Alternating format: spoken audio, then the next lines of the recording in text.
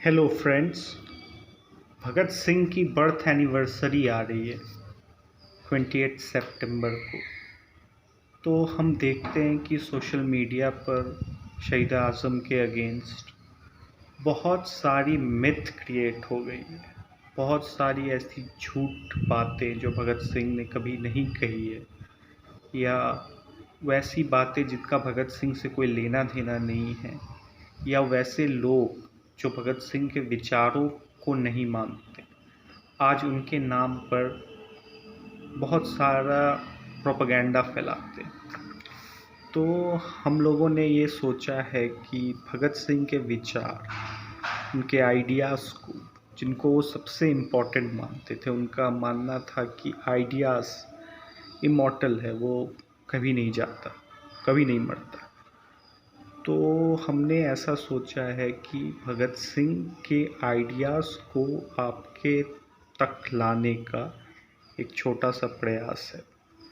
तो पहला टॉपिक जिसको हम आज डील करने की कोशिश करेंगे वो है भगत सिंह और उनका अप्रोच बिगटरी के अगेंस्ट और सुपरस्टिशन के अगेंस्ट। अंधविश्वास को भगत सिंह किस तरीके से देखते थे। तो आज के समय में जब हम देखते हैं कि अंधविश्वास चरम पर पहुंच गया है, सारे धर्मों में अंधविश्वास को तरजीह दी जा रही है, तो हम भगत सिंह के विचार हमारे कितने काम आ सकते हैं, चलिए देखते हैं। भगत सिंह ने सारे धर्म के इस रिलीजियस सुपरस्टिशन को कंडेम किया था। उनका कहना था कि religious superstition and bigotry are great hindrance in the progress. Bhagat Singh का ऐसा मानना था कि ये अंधविश्वास और एक दूसरे की तरफ नफ़रत जो समाज में है, वो हमारी उन्नति के लिए, हमारी प्रगति के लिए सबसे बड़ा राह में रोड़ा है। They have paved an obstacle in our way and we must do away with them. वो हमारे रास्तों में बहुत बड़ी रुकावट है और इसे हमें सबसे पहले इसे हटाना चाहिए, रिलीजियस सुपरस्टिशन और बिगटरी को। आज हम देखते हैं कि कुछ लोग भगत सिंह का टी शर्ट पहन के गोली चला रहे हैं या धार्मिक उन्माद फैला रहे हैं सोसाइटी में। तो क्या वो भगत सिंह के आइडियाज़ को फॉलो कर रहे हैं? क्योंकि भगत सिंह ने तो इसके खिलाफ हमें वार्न किया था। भगत सिंह आगे लिखते हैं, उन्होंने एक HSRA उनका था, हिंदुस्तान सोशलिस्ट रिपब्लिकन एसोसिएशन, उसको हिंदुस्तान सोशलिस्ट रिपब्लिकन आर्मी उसका मिलिट्री विंग था, और उसमें जो उनका स्टूडेंट विंग था उसका नौजवान भारत सभा बोलते थे। तो उनके मैनिफेस्टो में ये लिखा हुआ था कि the thing that can not bear free thought must perish.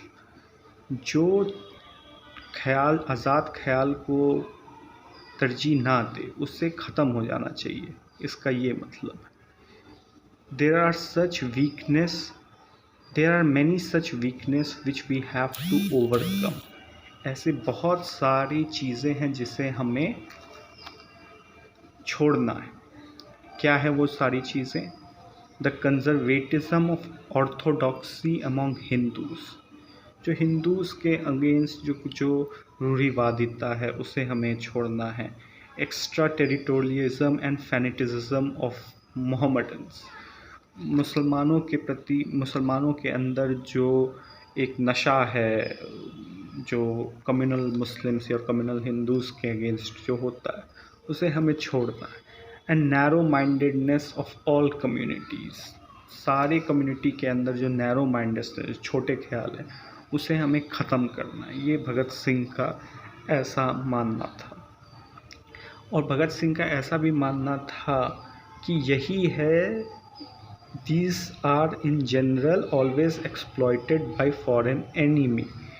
ये इन सब चीज़ों को इस्तेमाल करते थे ब्रिटिश, एक दूसरे को, हिंदू को मुसलमान के अगेंस्ट लड़ाने, मुसलमान को सिख के अगेंस्ट, सिख को कभी हिंदू के अगेंस्ट।